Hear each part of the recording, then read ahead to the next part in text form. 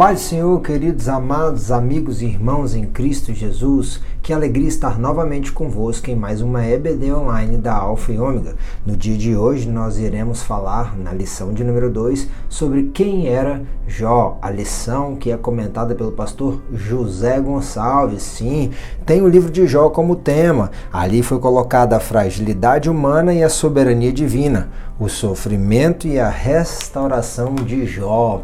O livro de Jó, que é um dos livros poéticos, junto de Provérbios, Salmos, junto de Eclesiastes, junto de Cantares de Salomão, nós vamos ver belezas e questões maravilhosas que o Senhor trouxe em sua revelação aos homens, em especial sobre a questão do sofrimento. E aí nós vamos ver também a integridade de um homem, a piedade do homem, o desejo do homem de se conhecer mais a partir do momento que ele conhece mais a Deus. E em meio às dificuldades, em meio ao sofrimento, nós vamos ver que Jó, ele era um homem fiel. Vale a pena lembrar que Jó não é uma personagem fictícia, ele existiu, de fato, ele viveu lá na terra de Uz, e ele foi assim também relatado no Novo Testamento.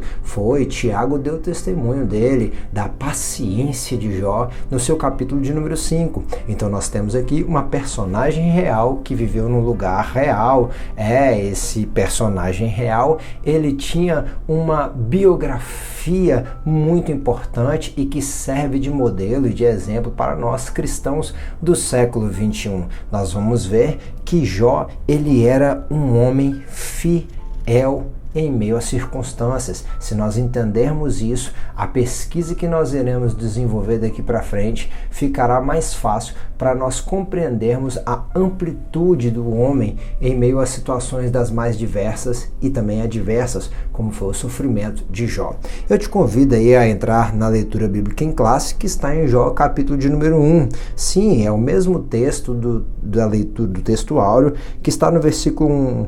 Havia um homem na terra de Uz, cujo nome era Jó, e este homem era sincero, reto, temente a Deus e desviava-se do mal. A verdade prática diz que quem zela por um caráter irrepreensível obtém testemunho acerca de sua integridade. Sim, Jó era íntegro. Vamos lá direto na leitura bíblica em classe. Havia um homem na terra de Uz, cujo nome era Jó, e este era homem sincero, reto, temente a Deus e desviava-se do mal. E nasceram-lhe 7 filhos e 3 filhas, e era o seu gado 7.000 ovelhas, 3.000 camelos, 500 juntas de bois e 500 jumentas, e era também muitíssima gente ao seu serviço, de maneira que este homem era o maior do que todos do Oriente. E iam seus filhos e faziam banquetes em casa de cada um no seu dia, e enviavam e convidavam as suas 3 irmãs a comerem e beberem com eles. Sucedia, pois, que, tendo decorrido o turno de dias de seus banquetes, enviava Jó e os santificava, e se levantava de madrugada e oferecia holocaustos segundo o número de todos eles, porque dizia Jó: porventura pecaram meus filhos e blasfemaram de Deus no seu coração? Assim Jó fazia continuamente, diligentemente. Ele tinha um hábito, uma situação que você escolhe, que você vai repetindo dia após dia, ele vira um hábito. Bons hábitos são importantes. A nossa rotina, ela é algo importante, em especial para o servo de Deus. Sim, nós vamos ver que Jó foi considerado um gigante da fé, um homem extremamente importante, considerado o maior de todo o Oriente. Nós vamos ver que ele tinha um caráter forte, e o caráter é o que define uma pessoa de verdade. Sim, são valores que governam a sua conduta. Quem tem um caráter íntegro, quem tem um bom caráter, quem tem um bom testemunho, ele recebe o reconhecimento no meio do coletivo, ele consegue receber confiança da parte das pessoas. Existe um ditado popular que diz que caráter vem de berço. Bem, a psicologia humana explica que o caráter ele é mutável, e que bom que é, porque nós hoje vemos o Espírito Santo de Deus forjar em nós o caráter de Cristo Jesus. Senão, muitos continuariam praticando seus pecados, muitos continuariam nos seus erros, na sua vida pregressa, na sua vida mundana. Mas glórias ao Senhor, nosso Deus, que dia após dia tem nos transformado à imagem do seu Filho, que é a imagem do Deus invisível, e nós louvamos a Deus por conta disso. Nós vamos ver aqui no tópico de número 1 que Jó ele tinha algumas características aonde o próprio Deus dá testemunho dele, certo? São poucos homens na Bíblia Sagrada, como nós vimos no texto de Ezequiel 14, na semana passada, que Ezequiel dá testemunho de Daniel, de Jó e de Noé. São poucos homens na Bíblia Sagrada em que o próprio Deus dá testemunho. Além de Jó, nós vimos também a figura de Daniel e a figura de Noé. Noé também teve algumas dessas características que falam muito sobre essa personagem, né? Nós vamos ver aqui que nós temos uma vida não somente biológica, uma vida que nasce, cresce, reproduz, multiplica, alcança bens e depois morre. Não, nós temos uma biografia que fica registrada na história dos homens, porque foi um homem histórico, mas também na história de Deus, de modo que ele deixa registrado no seu livro e que nós podemos assim aprender com essa biografia tão forte, de modo que em meio aos nossos sofrimentos nós possamos visualizar como um homem que era justo, reto, íntegro, que se afastava do mal e que era temente a Deus, ele pôde ainda ter uma experiência mais impactante e mais intensa, mais profunda, uma intimidade ainda maior com o seu Deus. Então vamos lá, desde o versículo de número 1, que foi ali o texto áureo, bem como também o versículo de número 1 está na leitura bíblica em classe, nós vamos ver que havia um homem na terra de Uz, cujo nome dele era Jó. Ele era homem. Desde aqui, antes de nós entrarmos no sincero, nós vamos ver que esse homem aqui, ele tem algo muito interessante, algo muito forte que deixa registrado pra gente. A palavra é Ish. Ish está relacionado a homem, mas não somente a homem macho ou fêmea, mas em especial a pessoas, a humanidade, sim, ao ser humano, né? Mas aqui tem algumas características específicas de Ish que está relacionado a ser um servo. Então, para que nós venhamos aprender que ser homem não é só ser cabra macho, ser homem não é bater na mulher, ser homem não é querer partir para briga, ser homem não é só porque você tem dinheiro ou porque você tem uma arma, ser homem é ser servo. Aquele que não é servo é apenas sexo masculino. Aquele que não é servo é apenas criatura. Mas quando você se torna um servo de Deus,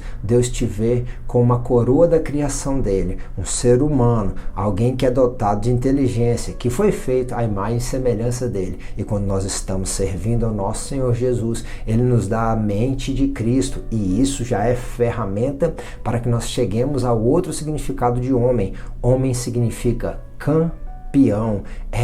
Dia após dia, o servo do Senhor, ele está vencendo. Vencendo o quê, Diego? Vencendo o pecado, vencendo o mundo, vencendo as astutas ciladas do diabo, vencendo a própria carne. Nós estamos numa constante batalha, mas quando nós vemos aqui o texto dizendo que Jó era homem, está falando que ele era a humanidade, sim, ele era uma pessoa, mas que ele era servo e que ele era campeão. De modo que nós vamos ver que homem aqui, e Ish também significa um nobre. Olha que coisa interessante. Nós vamos adentrar em períodos de eleições e muitos estão ali querendo buscar cargos públicos. Isso não é proibido, mas vale a pena sempre lembrar, e eu sempre me recordo do Billy Graham falando por que ele não se candidataria a governador ou até mesmo a presidência da República dos Estados Unidos, e ele falou que ele não iria se rebaixar porque ele já era um embaixador de Cristo, de modo que ele não tinha nenhuma patente maior nessa terra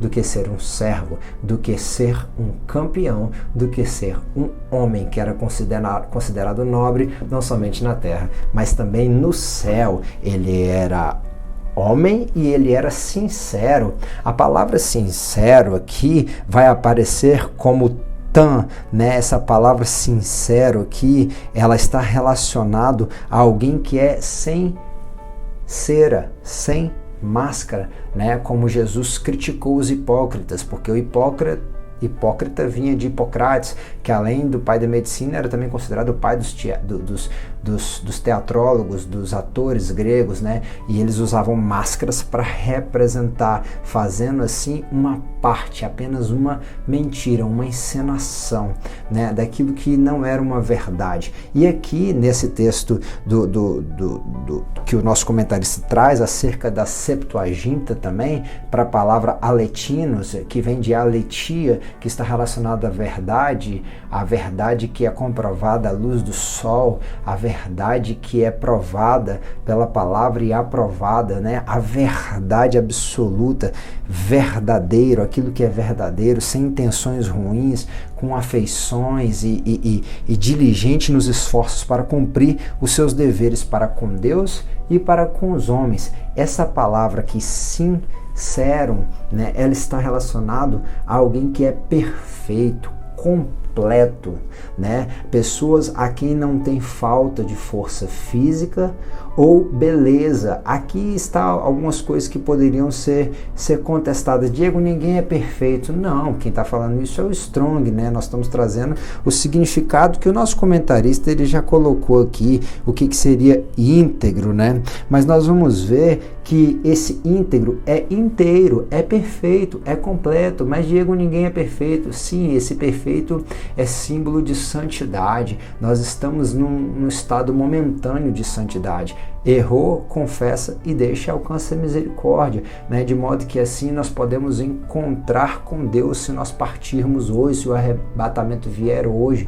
Ele nos torna perfeito. Ele falou para Abraão, anda na minha presença e seja perfeito. Mas Diego, nós não conseguimos chegar à estatura de varão perfeito, mas nós estamos num processo de aperfeiçoamento. Nós estamos a cada dia sendo aperfeiçoado, lapidado, completados, feito, como eu falei, a imagem de Cristo Jesus. Alguém de quem não tem falta de força física. Olha o que é interessante. Paulo vai falar que o exercício físico ele é de pouco proveito. Não é que ele não tenha nenhum proveito, mas é que ele é de pouco. Mas naquela época as pessoas caminhavam, as pessoas corriam, as pessoas trabalhavam na lida, no campo, então elas tinham mais saúde, se alimentavam melhor. E hoje nós vemos que isso, o corpo, que é templo do Espírito, ele é muito negligenciado, de modo que aqui a palavra íntegro, ele nos lembra que o mesmo Deus de paz nos santifique em espírito, alma e corpo. Precisamos cuidar da nossa vida espiritual, precisamos cuidar da nossa vida sentimental, da nossa vida intelectual, da nossa vida emocional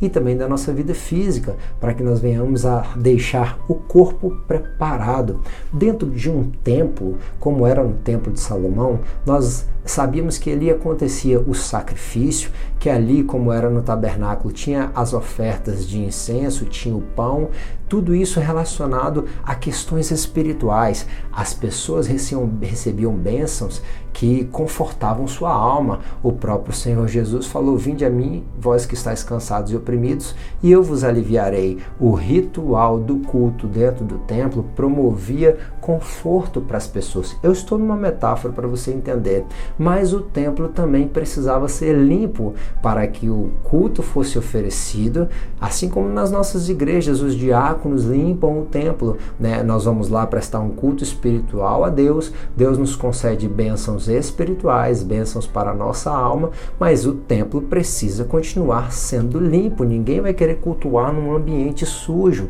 de modo que cuidar do corpo, que é templo do Espírito Santo, é algo importante que está relacionado a ser íntegro. Essa beleza aqui é como nos lembra a palavra do Senhor, a alegria do Senhor aformoseia o rosto, está na presença de Deus, né? Ser são, ser saudável, uma pessoa calma, uma pessoa íntegra, uma pessoa sincera, ela vai saber como se comportar diante das situações e diante das outras pessoas. Ela não vai perder a paz por qualquer coisa, antes ela precisa dessa paz para saber gerir as circunstâncias. Sim, alguém que é moralmente inocente, eticamente pura. A palavra ethos, ela é uma das palavras que está representada em idôneo. Quando Paulo vai falar dos obreiros, ele vai falar que os obreiros têm que ser idôneo.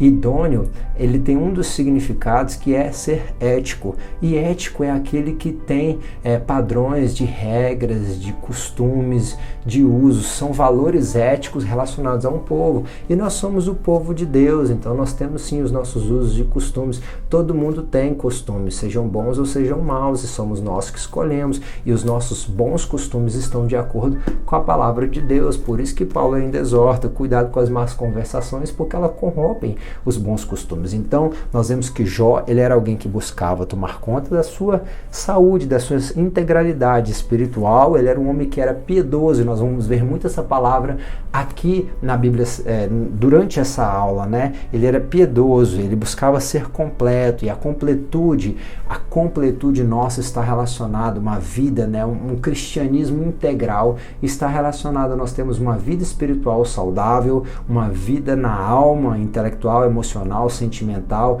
entre tantas outras coisas que compõem a alma humana saudável, e também uma estrutura física, o nosso corpo saudável para a glória de Deus, não para o hedonismo, não para o culto ao corpo, não para poder nos adequar ao sistema vigente, que é a cultura que está aí afora da sensualidade. Não, estamos falando de saúde, para que assim nós possamos ter até mesmo mais tempo para alcançar as almas e também fazer na terra o que o Senhor determinou para nós, né?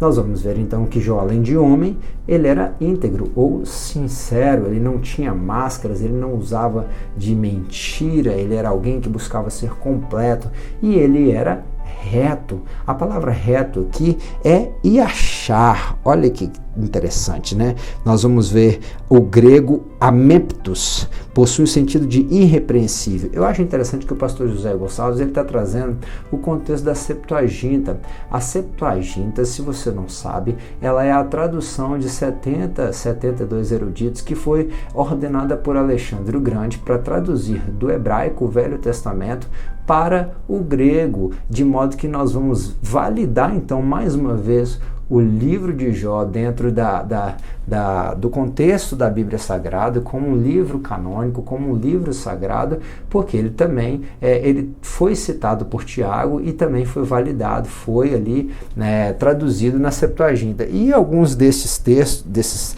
termos que nós estamos usando aqui, como por exemplo amemptos, alguém que é irrepreensível. Essa palavra era o iachar, né? O iachar, né? O que era isso? Alguém que era reto, honesto, correto, direito. Eu achei interessante porque fala de plano.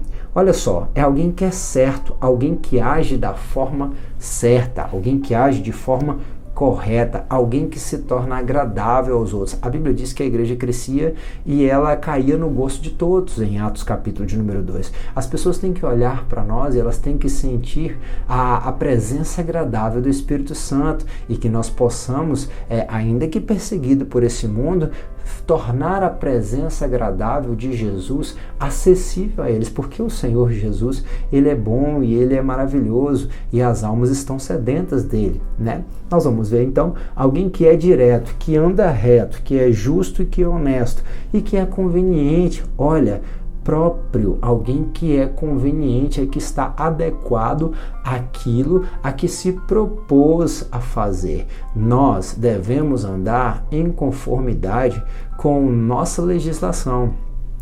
O Conselho Regional de Medicina dita as regras dos médicos dentro do Brasil. A OAB dita como os advogados devem proceder, né? Para você entrar e assim exercer a função de advogado, você precisa até mesmo fazer uma prova e ter ali a sua credencial da OAB. Nós, enquanto servos de Deus, nós temos a Bíblia Sagrada como a nossa regra de fé e prática, e nós temos que andar convenientemente, de acordo com ela, próprio, de acordo com ela. E esse conveniente fala também de se saber se portar, saber se conduzir diante dos outros, como vestir, como falar, aonde ir, a hora de ir, a hora de sair, o que comer, até mesmo a quantidade do que come. Sim, nós precisamos aprender como ser retos. Olha, honestidade, aquilo que é honesto. Tem uma variante aqui do Yashar, que está lá embaixo, que está relacionado a ser agradável e estar de acordo. De acordo com o quê? De acordo com a palavra.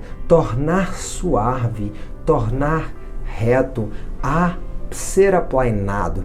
A Bíblia vai dizer que o Senhor, ele aplana o nosso caminho, de modo que aquele homem que ele é reto, em situações das mais difíceis, e nós vamos ver como Jó ele era considerado um homem sábio, e as pessoas o buscavam não somente por sua riqueza, mas também pela capacidade que ele tinha de direcionar, de ser uma referência, de ser um líder, de dar bons conselhos, de julgar as causas do povo. Assim é o homem que é reto. Ele tem a capacidade de pegar situações difíceis, como é subir uma montanha e deixar ela plana, como um lugar reto. Sim, faz tornar agradável momentos de confronto, ele faz ser suave momentos difíceis, momentos de angústias, através de uma boa palavra que ele vai saber lidar.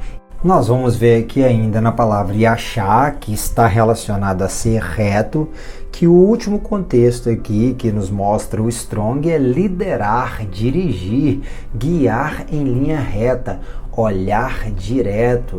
O nosso alvo é Jesus e nós estamos liderando a nossa vida rumo à cidade celestial.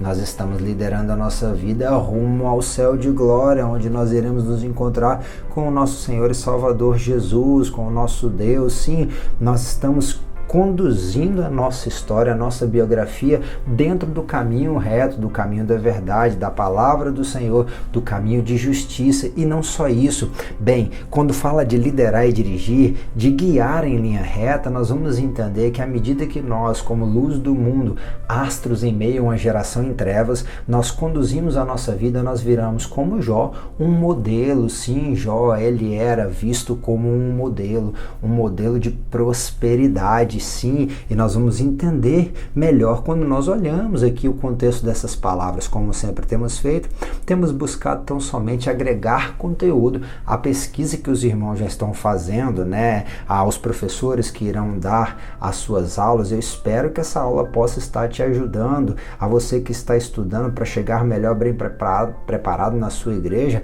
Eu espero que possa estar te ajudando. Se sim, deixa aí o seu curtir, o seu like, o seu gostei, o seu joinha, e compartilhe essa aula, deixando também seu glória a Deus lá no comentário, porque isso é muito importante para que o YouTube saiba que nossa aula é relevante e outras pessoas possam ter acesso a essa informação e assim o reino de Deus possa crescer. Nós vamos ver então que Jó é homem, ele é íntegro, ele é reto. Sim, ele é reto, ele é temente, ele desviava-se do mal e ele é temente a Deus, Ele é homem, ele é sincero, íntegro, ele é reto, ele é temente a Deus e desviava-se do mal. O que é ser temente? Alguém que tem uma admiração. Essa palavra aqui, o yare, está relacionado a alguém que também é piedoso. Grava essa palavra. Olha, quando nós trabalhamos com piedade no Novo Testamento, sempre aparece a palavra Eusébia, que está ali relacionada em sua etimologia a agradar a Deus em todas as coisas, em cada detalhe, da melhor forma possível, servir a Deus em todas as circunstâncias. Aqui nós vamos ver que Yare está relacionado a ter uma admiração. Sim, essa admiração faz com que você queira se parecer com aquilo que você admira. No caso, Jó era temente, ele admirava o Senhor e queria parecer com o Senhor. Aqui nós entendemos que quanto mais nós quisermos parecer com o nosso Deus, mais as pessoas vão querer se parecer com a gente. Paulo fala bem isso, sim, sede meus imitadores como eu sou de Cristo Jesus. Olha que interessante, honrar, respeitar. Ele queria honrar a Deus em tudo, ele respeitava o Senhor e isso era maravilhoso. Lembremos que Jó não tinha a facilidade que eu e você temos, que é de ter a nosso acesso à Bíblia Sagrada, o livro, as Escrituras. Ele servia a Deus por como ele conhecia a Deus através da criação, e isso já é muito maravilhoso, talvez um pouco distante para a nossa sociedade, que vive para lá e para cá nessa correria e não consegue mais contemplar as grandezas do Deus que criou todas as coisas, porque todas as coisas foram feitas por Ele, sem Ele nada do que foi feito se fez. Sim, é a palavra do Senhor: inspirar reverência ou temor ou respeito piedoso. Alguém que é piedoso, que teme ao Senhor, que reverencia, e não só isso, ele inspirava a vida, a devoção, ao temor de Deus que tinha Jó, inspirava outras pessoas, né? E ele se desviava do mal. Eu peguei as duas palavras, presta atenção para você entender bem: desviar e mal. O que é desviar aqui? Desviar do rumo do quê? Do rumo do mal. Afastar-se do caminho do quê? Do caminho do mal. Existe um caminho do mal, Diego? Existe. Existem o caminho da estreita e o caminho largo, e muitos são os que entram pela porta larga, né? Ser removido do quê? Do mal. Um dia o Senhor nos tirou do charco de lodo, nos firmou os pés sobre a rocha, colocou em nossa garganta altos cânticos, né? Causar afastamento. Quando fala de causar afastamento, fala de coisas que eu e você temos que fazer para nos afastar de todo o mal, remover o mal, pôr de lado o mal, deixar o mal, sim, deixar incompleto. Aquilo que começou errado tem uma tendência a acabar errado, mas aquilo que começa certo tem uma tendência, se você lutar para permanecer certo, de acabar certo, mas aquilo que começou errado, enquanto a vida é esperança, nós podemos ainda deixar o mal, rejeitar, abolir o que? O que ele está fazendo? Desviando do mal. E o que é esse mal? Algo que é desagradável, algo que parte do maligno, algo que vai te causar dor. Diego, mas Provérbios nos explica que tem coisas que são boas para os homens, aos olhos dos homens, mas no fim são caminhos de morte. Sim, infelicidade, miséria, fala do preguiçoso, miséria, fala de adultério, miséria. Provérbios nos deixa ensinamentos terríveis sobre como não proceder na vida, para como não ser um nécio, como não ser um tolo, como não ser um homem mau. É disso que Jó estava se desviando, daquilo que poderia se causar a ele infelicidade, miséria, né? Tristeza. Isso aqui é interessante, ele se desviava de ser grosseiro, mau caráter. Olha só, uma pessoa que é grosseira, nós devemos tratar a todos como o Senhor nos tratou. E como é que Jesus nos trata? A Bíblia diz que ele é: aprendei de mim que sou manso e humilde de coração. Nós precisamos aprender a ser manso. Eu sei que não é fácil, eu também estou nessa luta, mas se Moisés, que chegou a matar um homem, se tornou o homem mais manso da terra, eu creio que o Espírito Santo de Deus pode nos ajudar a ser mais parecido com Jesus, e ao invés de grosseiros, nós venhamos a ser mansos. Não é fácil. Ímpio é aquele que é consciente em seu erro, em seu pecado, falando de ética, né? Referindo-se de forma geral a pessoas e pensamentos, tudo aquilo que é mal, pessoas, pensamentos, palavras, atitudes, ações, né? Adversidades. Olha, Jó se apartava do mal, mas mesmo assim nós precisamos entender que por mais que nós venhamos a fugir do mal, o mal pode nos alcançar. Mas uma coisa é aquilo que me alcança, é aquilo que acontece comigo, e outra coisa é aquilo que eu atraio para minha vida, aquilo que eu escolho proceder de uma forma que eu sei que não é correta e que não é conveniente. Então nós vamos ver que Jó, ele era homem, que ele era reto, que ele era íntegro, que ele era temente e que ele se desviava do mal. Olha as características de uma biografia forte, de uma biografia que marca a vida de outras pessoas. Esse era Jó. Jó era um homem próspero, Jó era um homem rico, mas nós vamos ver que a riqueza de Jó, a prosperidade de Jó não estava relacionada só aos seus bens, e não eram poucos bens. Acompanham comigo: 7.000 ovelhas, 3.000 camelos, 500 juntas de bois. A junta era composta por 2, então era em 1.000 bois, vamos dizer assim, né? 500 jumentas. Nós poderíamos conjecturar sobre as ovelhas que eram uma matéria-prima que dava o leite, do leite tira o queijo, queijo, do leite tira a manteiga, da ovelha você tira a lã, que faz vestes, que faz ali roupas confortáveis, cobertas, ou seja, um lugar de conforto. Sim, faz tecidos, isso é extraordinário. Da ovelha você ainda tira o couro, tira o couro para fazer bolsa, para fazer cinto, para fazer calçado, e ainda tira a carne, que era uma das carnes mais nobres até hoje. A carne do cordeiro era uma carne nobre. Lembremos sempre que o cordeiro é símbolo do nosso Senhor Jesus. Ele tinha 3.000 camelos, e o camelo naquela época era usado para transporte, de modo que se carregava tanto cargas quanto pessoas, e era um transporte que aguentava aí muito mais que uma transamazônica. Era transportes em regiões desérticas, como todo o Oriente é permeado por regiões desérticas, toda ali o deserto da Arábia, um pouco próximo da região de Uza, onde Jó estava. 500 juntas de boi. Os bois eram usados como os tratores que passavam, os caminhões que passavam arando, preparando a terra. Até hoje, né, nós vamos na roça e nós vemos ali a junta de boi, nós vamos ver ali a canga, né? É por isso que Jesus falou: tomai de mim o meu jugo, que é leve e suave. O jugo era onde tinha os 2 bois ali naquela canga, e eles que preparavam a terra para ser jogada a semente. A semente quem carregava eram os jumentos, e Jó tinha 500 jumentos.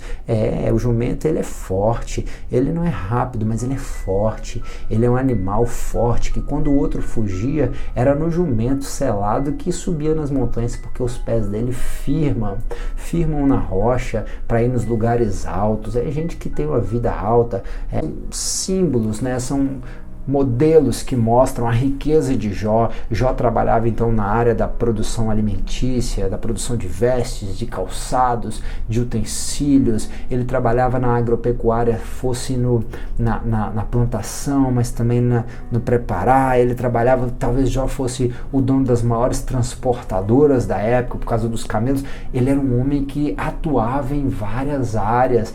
Por isso que o texto vai falar que ele era o maior de todo o Oriente, mas não somente por isso, porque mais importa para Deus o que nós somos do que o que nós temos. E Jó mostra que ele era alguém próspero pelo que ele era. Sim, olha lá, eu tenho um texto que eu gosto muito de Deuteronômio 29:9, que fala da palavra sequel, a variante sacal, que está bem assim: guardai, pois, as palavras desta aliança e cumpri-as, para que prospereis em tudo enquanto fizerdes. É claro que Jó, como um patriarca, como alguém que era contemporâneo ali dos patriarcas, ele ainda não estava sujeito à lei, mas vejamos essa palavra aqui, prospereis, que é o sacal. Olha que interessante: ser prudente, ser cauteloso, compreender sabiamente e prosperar, olhar para poder discernir, dar atenção, considerar, ponderar, ser prudente, né? Ter discernimento, ter entendimento,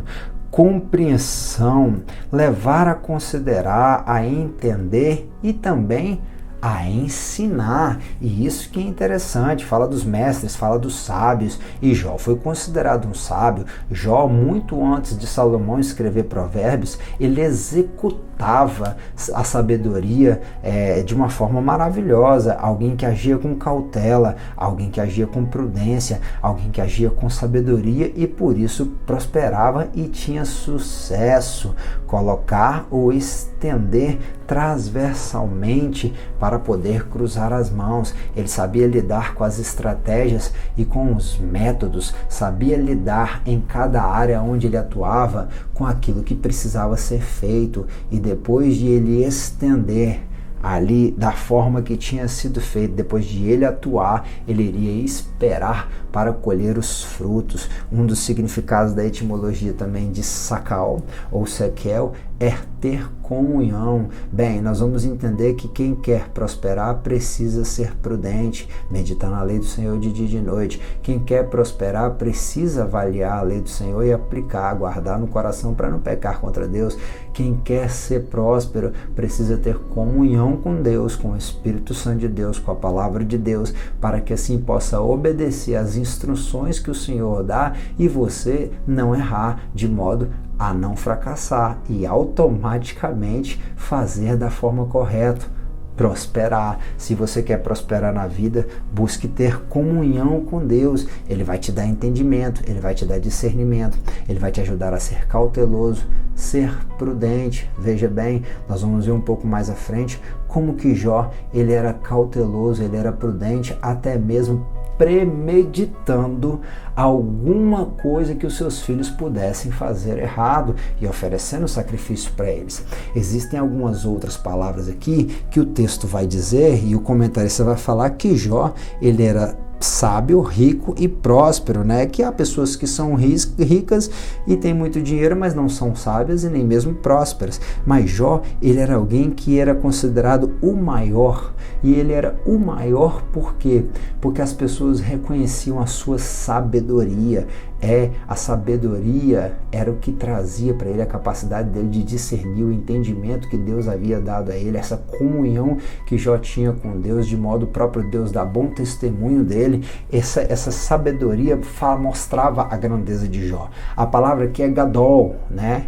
Nós trouxemos do Strong ali a palavra grande em magnitude, extensão, em número. Sim, ele tinha um número grande de pessoas trabalhando com ele, de bois, de jumentas, de ovelhas, de camelos. Sim, ele teve uma família grande, uma família próspera, segundo os padrões antigos, e que bom, com uma mulher só, mesmo aquela mulher que ele mesmo fala, minha mulher não aguentava o meu hálito. A mulher de Jó é sempre mal interpretada, né? Ela é sempre colocada de lado, mas quando ele fala que ela não aguentava o hálito, é porque ela estava bem pertinho, sentindo o hálito dele, ela não abandonou, e vendo o sofrimento dele sem saber o que fazer, porque quando nós é que estamos sofrendo, nós até aprendemos a lidar com a nossa dor, mas geralmente nós não conseguimos lidar com a dor daquele que nós amamos, e ela começa a falar, amaldiçoa esse teu Deus e morre. Sim, amaldiçoa, deixa esse teu Deus de lado, abandona esse teu Deus, no sentido de que você não precisa mais importunar esse teu Deus,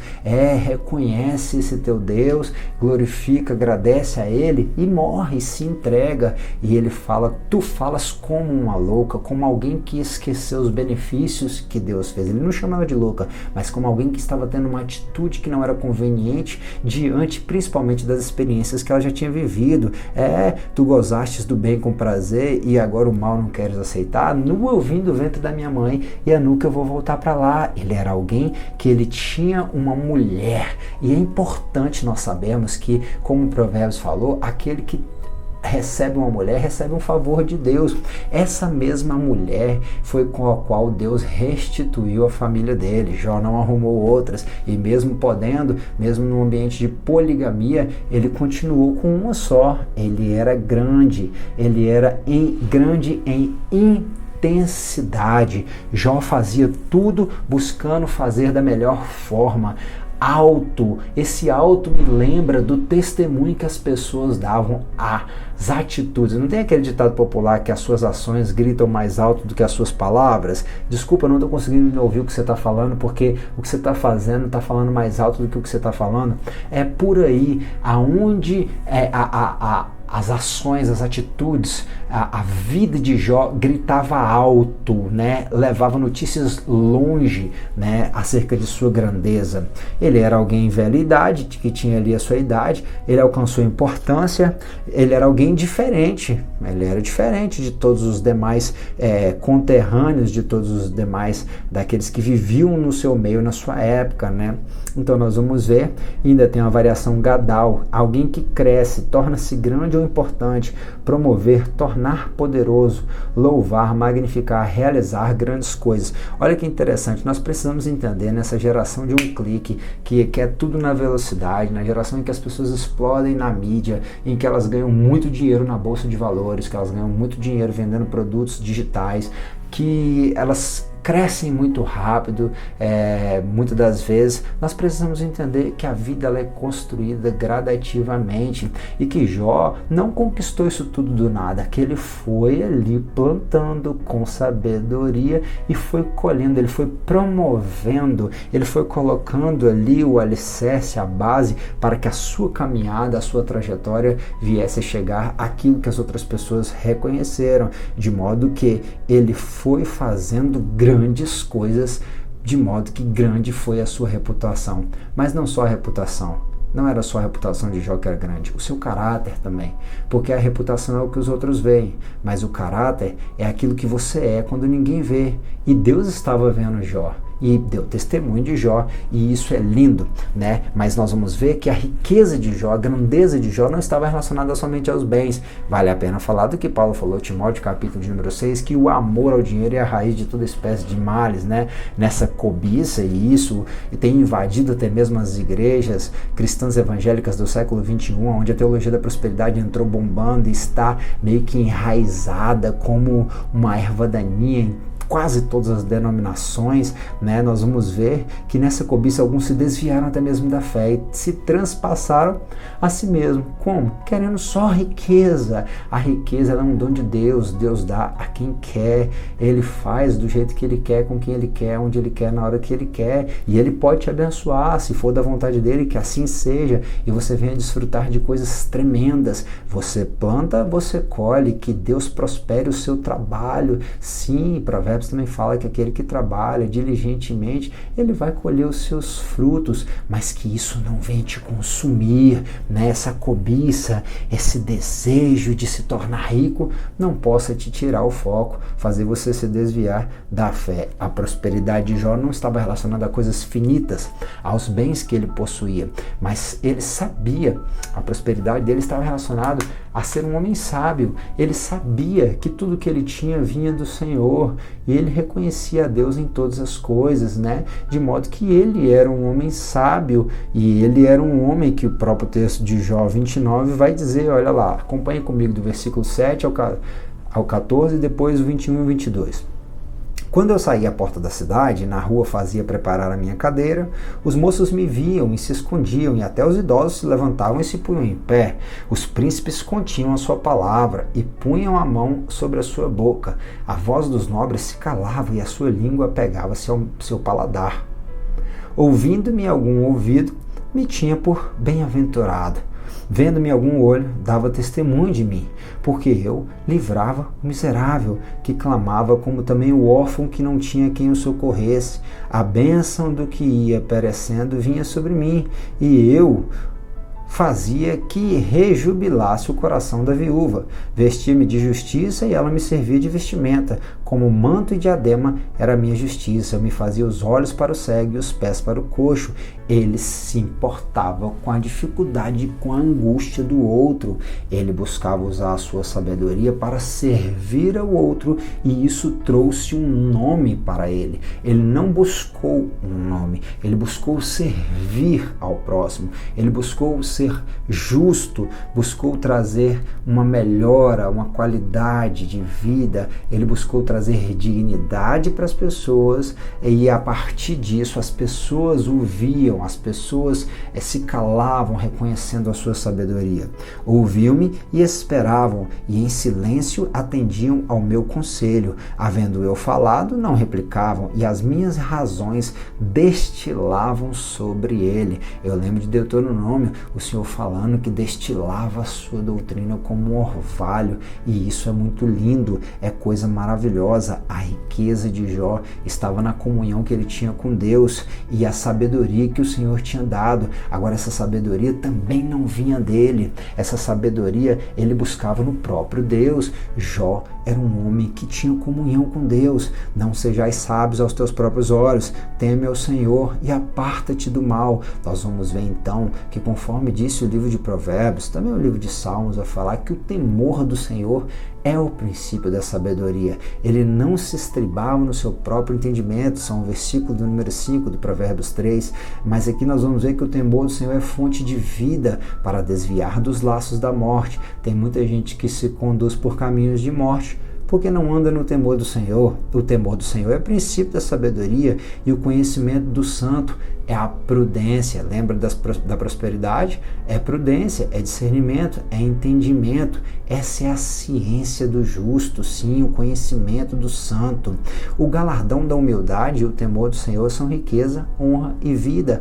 Olha, o galardão da humildade, galardão é herança, galardão é riqueza, galardão é reconhecimento. E o galardão da humildade e o temor do Senhor são riqueza, são honra e são vida. Tem gente que tem riqueza, tem gente que é honrado honrado pelos homens, e tem gente que acha que vive bem essa vida, mas não é humilde e também não teme ao Senhor. Na verdade, está se conduzindo como um homem pobre, cego e nu, como foi falado a Laodiceia, como alguém que está sendo honrado aqui na terra, mas não vai ser reconhecido por Deus, e que no final das contas, se não teme ao Senhor, está morto espiritualmente. O temor do Senhor é a instrução da sabedoria, e precedendo a honra vai a humildade, porque o Senhor exalta os humildes e abate aos soberbos. Vinde a mim, meninos, e ouvi-me, e eu vos ensinarei o temor do Senhor. Nós, como crianças, nas mãos do nosso Senhor, que é o nosso papai, Abba, Pai, clama a nossa alma, esperando a nossa redenção, sim. Então nós, como meninos, porque o Senhor dá sabedoria a todo aquele que busca, Tiago falou,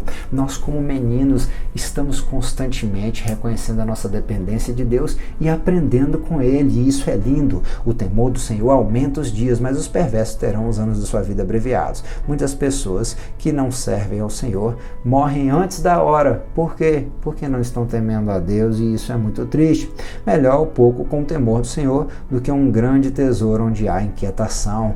Inquietação é falta de paz, e a paz ela é uma herança que Deus já te deu. É algo eterno que você pode desfrutar e utilizar agora, e que vai te ajudar a vencer todas as agruras, todas as dificuldades dessa vida, todos os sofrimentos, para chegar lá naquele lugar onde não haverá dor, morte e choro, tristeza e dor. Nunca mais. Nunca mais. O temor do Senhor é odiar o mal, a soberba e a arrogância, o mau caminho e a boca perversa eu odeio, disse ainda Salomão em Provérbios capítulo de número 8. Veja como Jó, ele buscava estribar no Senhor, né? E não no seu próprio entendimento. A sabedoria dele, até aquele momento onde Deus dava testemunho dele, aonde ele ainda estava em sua lucidez, reconhecendo e colocando tudo nas mãos de Deus, tudo que ele fazia, toda a sua riqueza se demonstrava pela sua sabedoria. Ele era um homem próspero, mas ele era um homem próspero porque ele tinha comunhão com Deus, e essa comunhão ela era derramada sobre ele, quando a graça de Deus era derramada sobre ele, e isso tocava na vida das outras pessoas. As pessoas reconheciam a Jó como um homem grande, não somente pelos seus bens, né? Ele era alguém que tinha temor. O que é temor? É a mesma variação de ir né? Medo, terror, medo, coisa temerosa ou aterrorizante, né? Algo que causa medo, mas também respeito, reverência, piedade. A palavra piedade aparece de novo, algo que deve ser reverenciado. Jó reverenciava o Senhor, Jó tratava a Deus com reverência, com respeito, né? Ele buscava ser piedoso, buscando agradar a Deus em cada detalhe. Sim, mas também medo. Irmão, a gente tem que ter medo, não um homem que pode tirar a nossa vida, mas a Deus que pode, além de tirar a nossa vida, lançar a nossa alma no inferno. Nós precisamos sim de ter temor, e isso era o que Jó tinha. E é lindo porque o caráter de um homem que vai sendo moldado dia após dia, como eu falei no começo da aula, ele precisa ser moldado pelo temor do Senhor. Parece que nos dias de hoje nós esquecemos a doutrina do sofrimento, onde Jesus falou que aquele que quiser vir após ele, negue-se a si mesmo, tome a sua cruz e o siga. Parece que nós esquecemos que nós devemos temer ao Senhor, e temer ao Senhor é nos mantermos nele, firme nele, reconhecendo que só Ele, por Ele e para Ele é que são todas as coisas, e que é nele que nós conseguimos vencer todas as dificuldades e sofrimentos. O nosso caráter, né? O próprio Jó, ele vai falar que ele tinha um caráter tão puro que nem mesmo com outras mulheres ele buscava mexer. Fiz aliança com os meus olhos, como fixaria numa virgem, né? Olha lá, Deuteronômio 5:32. Olhai, pois, que façais como vos manda o Senhor, vosso Deus. Não vos desviarei nem para a direita, nem para a esquerda, né? Uns cairão ao meu lado, 10.000 à minha direita, mas eu não serei atingido, se você não olhar nem para a direita, nem para a esquerda. Jó era alguém que se conduzia reto no caminho reto, como uma flecha que voa reta em direção ao alvo. Ele era alguém irrepreensível, e isso é lindo, né? Isso é maravilhoso. Ele buscava a suficiência dele em Deus. Existe uma palavra no Antigo Testamento que é muito linda, que é tzadik, que fala de justiça. O que é justo, Diego? É alguém que é lícito, que está de acordo com a lei. Sim, alguém que é correto, alguém que é correto no governar, alguém que é correto na casa de outra pessoa, alguém que é correto na sua conduta de caráter, alguém que é correto no sentido de ser justificado e vindicado por Deus. Sim, nós hoje andamos justificados pelo nosso Senhor, que derramou o seu sangue na cruz do Calvário para nos salvar.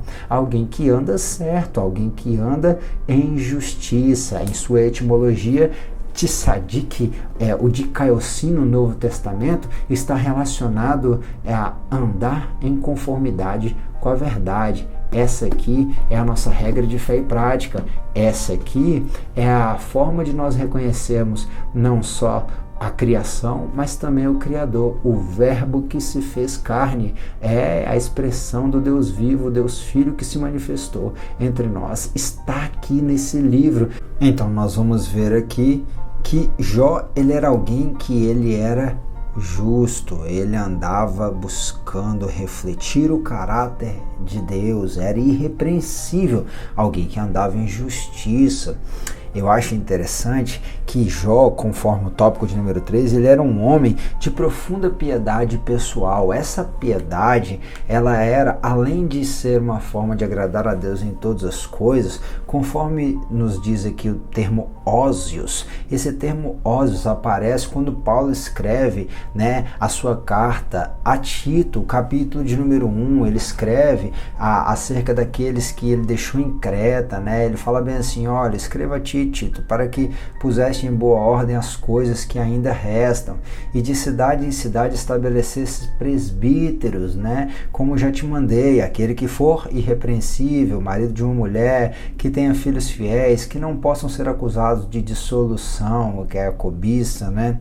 Nem são desobedientes, porque é necessário que o bispo seja irrepreensível como mordomo da casa de Deus, não soberbo, nem espancador, nem cobiçoso de torpe ganância, mas dado a hospitalidade, amigo do bem, moderado, reto, que aqui também tem sóbrio, justo, santo, em outras traduções, piedoso, temperante, que é aquele que tem domínio de si, retendo firme a palavra que é conforme a doutrina, para que seja poderoso tanto para demonstrar com a sã doutrina, como para vencer os contradizentes. Nós vamos ver que Paulo está escrevendo a Timóteo falando de um perfil de liderança. O bispo, o presbítero, ele era aquele que supervisionava, né, as igrejas e o rebanho do Senhor, não diferente de Jó, que era também um líder, alguém que a comunidade reconhecia como um sábio, que podia julgar as causas do povo e que tinha sempre um bom conselho. Esse homem, ele era santo. Aparecia a palavra aqui piedoso, e não é Eusébio, é Rócios, que significa purificado de pecado, livre de iniquidade, alguém que, observando rigorosamente cada obrigação moral, era santo, era puro e era piedoso, buscando observar, né, a cada lei moral, cada obrigação moral, um homem de uma boa moral, de uma boa conduta, né, alguém que se purifica do pecado. Nós vamos ver que a piedade também está relacionado a tudo isso, que é livre de iniquidade, que busca observar religiosamente cada obrigação moral. Nós temos obrigações que nós devemos observar enquanto servos de Deus, enquanto obreiros, enquanto pais, enquanto líderes de departamentos, enquanto chefe, gerente, em meio às relações sociais, conforme Jó também era. Jó era um homem piedoso, um homem santo, e essa piedade de Jó se mostrava em todas as relações que ele tratava. Como nós já falamos, conforme o capítulo de número 29, nós vamos ver que ele era bem observado pela comunidade, pela sociedade onde ele vivia, mas essa expressão dessa piedade dele não era somente externa. Tem muita gente que é até um bom crente dentro da igreja, no meio dos convívios social, mas não consegue ser um bom crente dentro de casa, não consegue representar e viver, ter um bom testemunho dentro de casa, diante dos seus filhos, diante da sua esposa, né, ou a esposa diante do seu esposo. Mas nós vamos ver que Jó, ele era extremamente dedicado a Deus e também à sua família. Olha lá o versículo de número 4, capítulo de número 1. E iam seus filhos à casa uns dos outros e faziam banquetes, cada um por sua vez, e mandavam convidar também as suas 3 irmãs a comerem e beberem com eles. É interessante, é claro que um pouco mais à frente nós vamos ver o versículo de número 5, como esse é o versículo de número 4, nós vamos ver que Jó oferecia sacrifício pelos filhos, mas algo que é marcante, em tempos de tanta desunião, em tempos de tantos problemas familiares, Jó criou seus filhos de modo a eles viverem unidos, de modo aos seus filhos terem comunhão uns com os outros, né? Porém, se vos parecer mal aos vossos olhos, servi ao Senhor, escolhei hoje a quem servais, se aos deuses a quem serviram vossos pais que estavam além do rio, ou aos deuses dos amorreus em cuja terra habitais, porém eu e minha casa serviremos ao Senhor. Essa comunhão que nós vemos entre os filhos de Jó foi uma comunhão que eles aprenderam com o seu pai. O texto que eu acabei de ler é o texto de Josué 24, que nos diz muito sobre a comunhão que Josué tinha com Deus e que ele vivia dentro de sua casa, de modo que os seus filhos também agora iriam escolher servir ao Senhor e não os deuses de Canaã e não os deuses do Egito, mas iriam servir o Deus de seu pai, de modo que ele podia falar: eu e minha casa serviremos ao Senhor, né? O próprio Paulo, escrevendo a Timóteo, fala aqui acerca dos obreiros, no capítulo de número 3, como eles irão governar a casa de Deus se eles não têm nem a sua própria casa, se não têm cuidado nem com a sua própria casa, né? Então nós vamos ver que essa comunhão havia um ensino, havia uma boa educação. Jó se preocupava com seus filhos, e no versículo de número 5 essa preocupação fica ainda mais exposta, né? Nós vemos que esses filhos foram criados unidos, né? Jó ensinava a unidade para os seus filhos, e agora nós vamos ver no versículo de número 5 que dizia: sucedia, pois, que decorrido o turno de dias de seus banquetes, enviava Jó e os santificava, e se levantava de madrugada e oferecia holocausto segundo o número de todos eles, porque dizia Jó: se porventura pecaram meus filhos e amaldiçoaram a Deus no seu coração, assim fazia Jó continuamente, como eu falei, uma atitude, uma ação, palavras repetidas cotidianamente, continuamente, acabam por virar um hábito. E o hábito de Jó era um hábito extremamente saudável. Nós precisamos ter hábitos saudáveis na nossa caminhada. O hábito de ler a palavra, o hábito de orar, o hábito de estar nas nossas congregações em comunhão com os nossos irmãos, o hábito de estar de madrugada buscando a Deus. Sim, Jó buscava a Deus de madrugada, continuamente, todo dia, num propósito de oração, buscando, fazendo ali a função de sacerdote do lar, se consagrando a Deus. Olha, o texto vai dizer que Jó santificava os seus filhos caso eles tenham feito alguma coisa errada.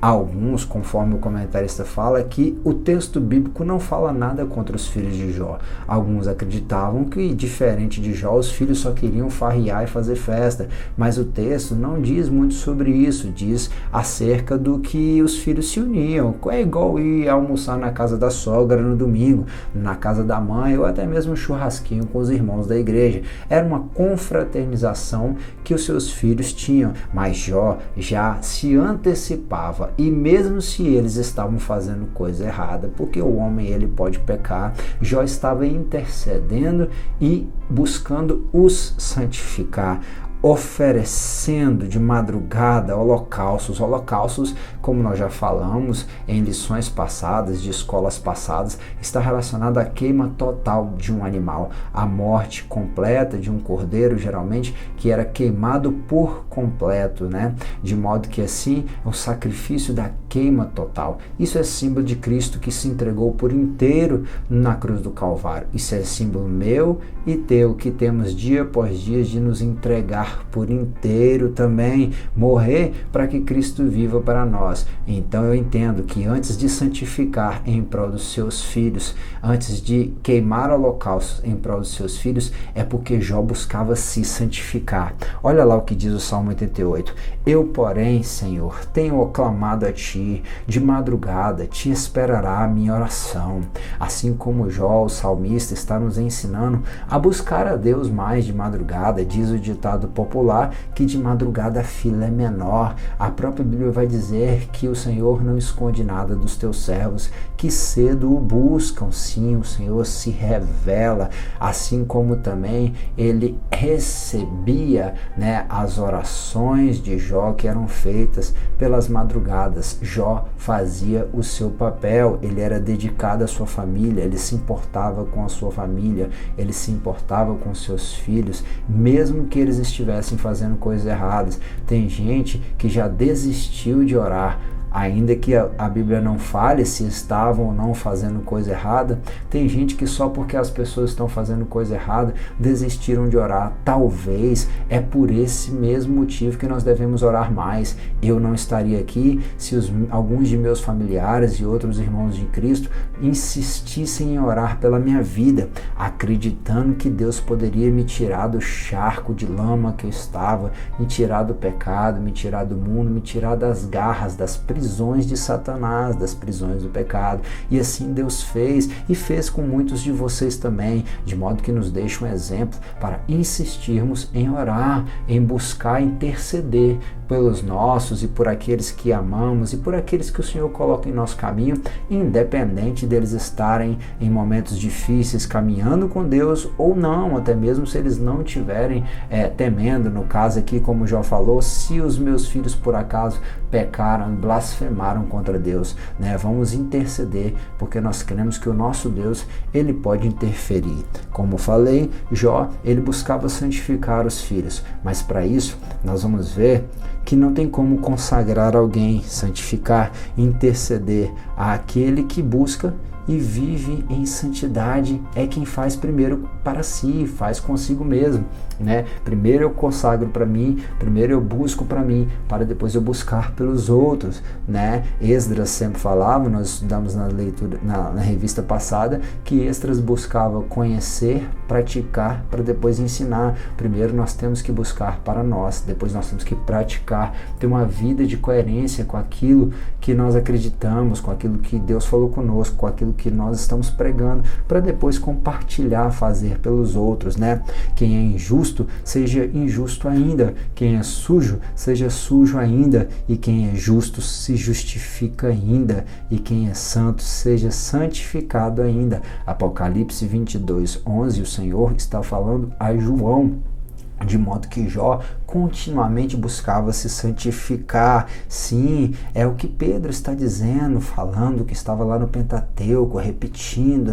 Sede santos, porque eu, o Senhor, sou santo. E o que é ser santo? A palavra no Velho Testamento é Quadash ou Kadosh, que está relacionada a consagrar, santificar, se preparar, se dedicar a Deus, Ser santificado, separado do mundo e separado para Deus. Nós estamos no mundo, mas nós não somos do mundo. Nós não estamos separados dos pecadores, mas separados do pecado, e não vivemos como os pecadores, mas amamos a vida deles e estamos aqui para poder ser luz nesse mundo e sal nessa terra, ser honrado, considerar ou tratar algo como santo, manter alguém à parte ou separado, ser visto como santo. Jó, ele era visto como um santo homem de Deus.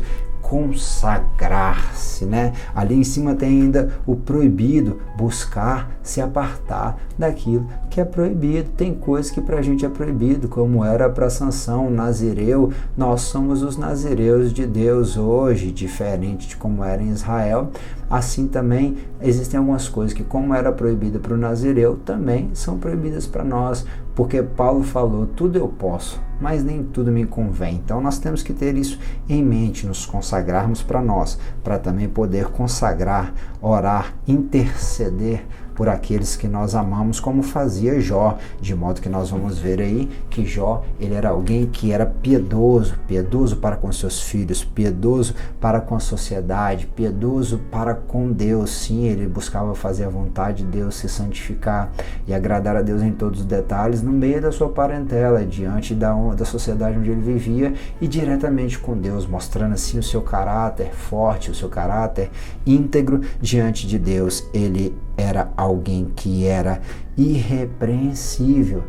Jó, havia um homem na terra de Ur que ele era homem sincero, reto, temente a Deus e desviava-se do mal. Para finalizar, eu achei interessante ler aqui a conclusão que o pastor José Gonçalves deixou para nós, que diz bem assim: destacamos 3 aspectos, na revista, é claro, importantes acerca da vida de Jó: o caráter, a prosperidade e a piedade, né? Só compreenderemos devidamente a vida desse gigante da fé do Antigo Testamento a partir dessa matriz. É possível que alguém seja rico, mas não possua caráter algum? Dessa mesma forma, é possível que alguém possua valores morais, sem contudo esboçar piedade alguma. Todavia, ninguém terá um caráter irretocável, não apenas fragmentos éticos morais, prosperidade, não apenas posses, piedade, não apenas religiosidade, se não conhecer a Deus na intimidade. Jó era assim, ele era íntegro, reto, temente a Deus e se desviava do mal. Que o Senhor te ajude a andar em retidão, que o Senhor te ajude a manter-se debaixo da justiça de Deus, justificado pelo sangue de Jesus, andando em conformidade com a verdade.